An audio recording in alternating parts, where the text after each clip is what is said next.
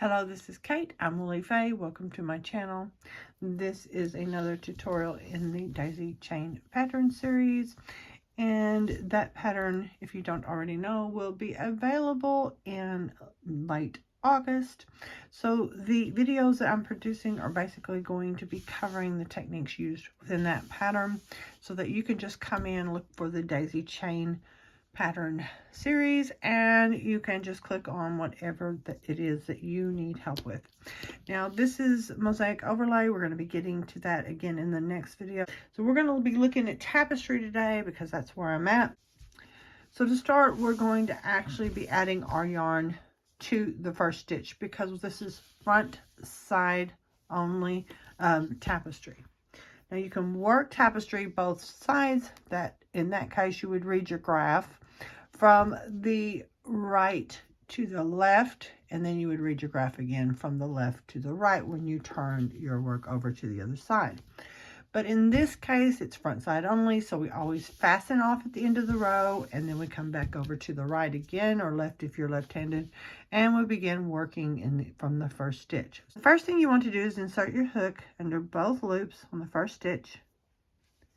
Then you want to drape the color that you're not starting with. In other words, you're going to start with your other color. So we're going to take this color that we're not starting with and drape it over our hook.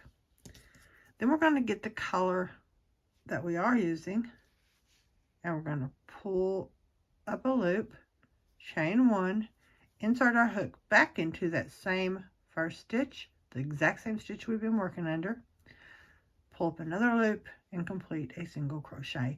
And so now we have attached our yarn. You do not want to pull on this yet because it's until you actually stitch with it, which we'll get to here in a bit, it will pull right out. Okay, so the next thing we're going to do is go up under the back loop of every stitch. So you're going to insert your hook. See, there's the front loop here. So you're going to leave that alone and go into this back loop. Now that's actually the yarn we're covering. So I'm going to just kind of pull that out of the way, get that back loop, and then pull that yarn back over it.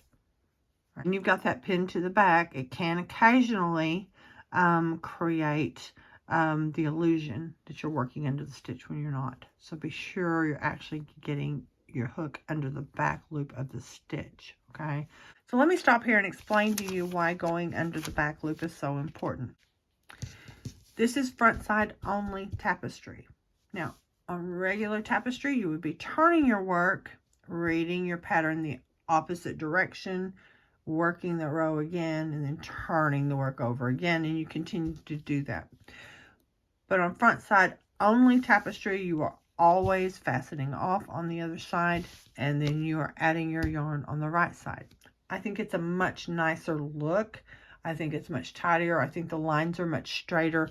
But one of the problems you run into with front side only tapestry is leaning. And when I say leaning, that means that the actual sides of the blanket will start to form this sort of look. It's the best way I know to show you is to cut it in that direction. So you're actually going to get the size of the blanket, and it's not because your stitch counts off. It's not because you've done anything wrong, except you have to work under the back loops when you're working the front side only of the tapestry. It's essential. It's the only way you can keep it straight. Otherwise, this is what's going to happen to your blanket. I don't know if you can see that or not. See, it's not straight. If I put this in here, eventually that's how it's going to look. It's going to start leaning on both sides.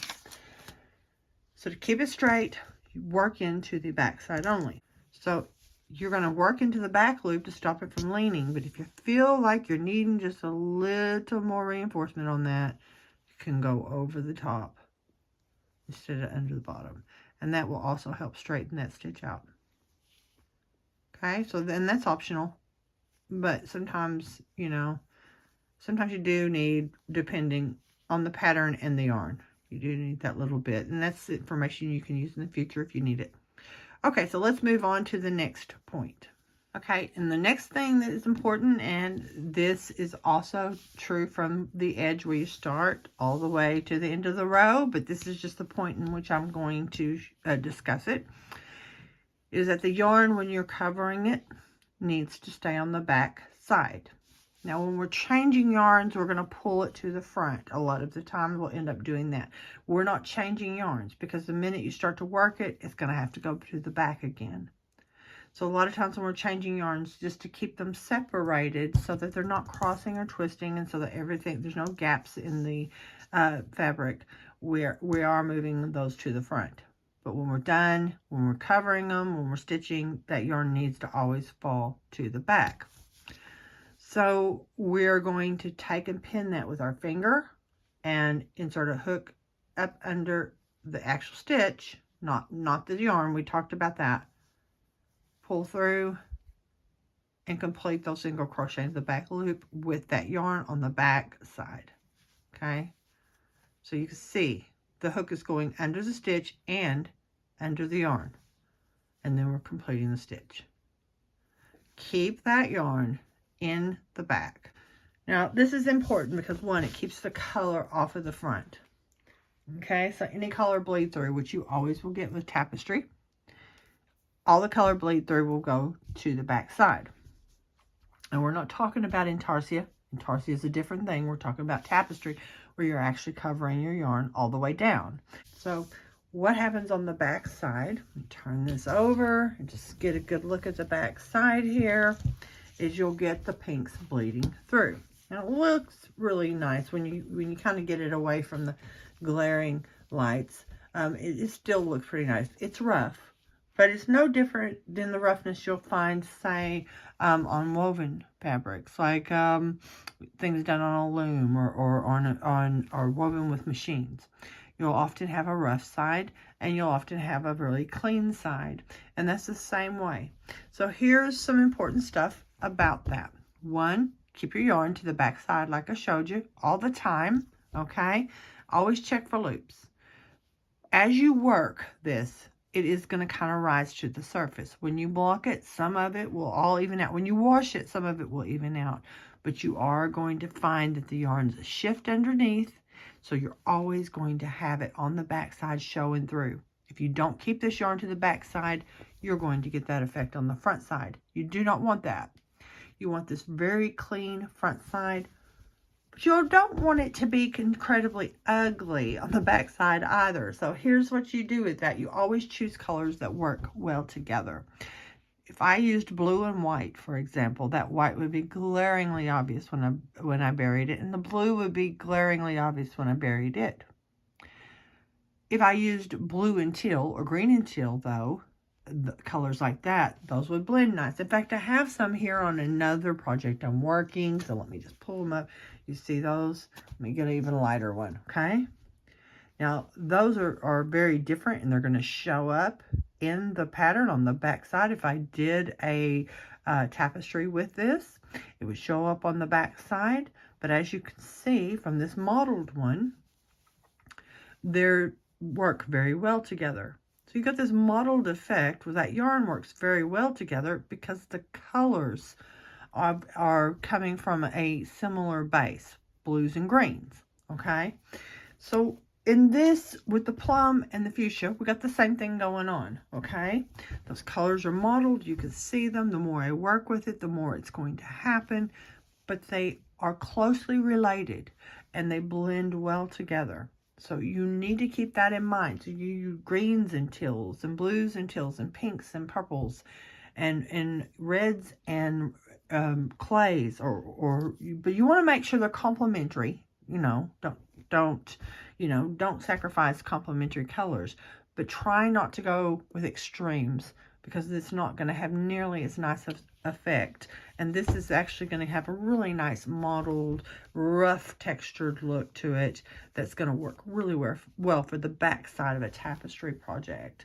Okay, so we're going to do that. Move on to the next point. So how do you change colors? Well, as you can see, I've done a back loop single crochet stitch all the way down from the beginning, and I'm coming up to a color change. Now when you're reading your graph, it's going to tell you exactly where to make the color change. One of the things you can use for this, by the way, when you're starting out, is markers. You probably won't want to use them once your pattern is established. I've done a whole video tutorial on markers. You can find that on my YouTube channel. We'll go ahead and just touch base with it one more time today. And that is that when you count over on your graph and you're seeing that the color changes in this cell, the graph cell indicates a stitch. Each cell is a stitch. So you come over and you go, okay, that stitch is going to be a new color. In this case, this stitch is going to be a new color. And you would see that on your graph. And if you were starting a new one and you couldn't visually tell exactly where that needed to be without counting it and maybe a risk of error, then you want to mark it with a marker. I use these metal closing markers. They make plastic ones. Some close, some don't. But this locking marker right here looks a lot like a safety pin. So I just mark it there, and that's how I know if it's not already established. If I'm putting in a new line and I need to know exactly where that stitch changes, I just mark it. So I'm coming up on it. Of course, I'll be removing it again, but until that point, I'm just putting my back loop single crochets in. All of Tapestry is single crochet, and then I'm getting to the last stitch before the marker. So I start it, but I don't finish. I have 2 loops on my hook. Now, I know I've covered this in other tutorials as well, but we're just gonna we're gonna go over all of it today. Now I want to switch to pink for this stitch. That's the one I had marked. So I pull this plum forward, and I pull this one back. Now you see how my yarns are getting a little tangled. We're going to deal with that in a moment. Always want to sift and shift the yarns to make sure that they don't get too tangled. But we won't deal with that quite yet. What we're going to do right now is we're going to pull this fuchsia through so that we can use it. And as you can see, it did not change the stitch color. That stitch color remains the same. So that was our final stitch. We did not finish it. We'll do it again here in a second. Now we are going to use the fuchsia for the next stitch. And the plum is being pulled to the back instead. Insert a hook under the back loop, up under that yarn here. So we're going to bury it too. Keep it going across. And then we're going to pull the fuchsia through and finish that stitch. Now, sometimes don't pull it too tight because you're going to get really tight stitches that way. Obviously, you don't want to, but you don't want it loose and sloppy either. So just kind of pull on it to make sure. And as you bury these colors, you want to make sure you're not forming loops on the back. And we'll take a look at that here in a second as well. Okay, so we're going to actually continue this stitch until we're ready to change again. So if you were looking at the graph, then you would see that the actual plum will begin again on this final fuchsia stitch here. Because we're moving them kind of at an angle. So I want my last fuchsia stitch to be right here. The last fuchsia stitch that I did on the previous row, we'll be working plum into that.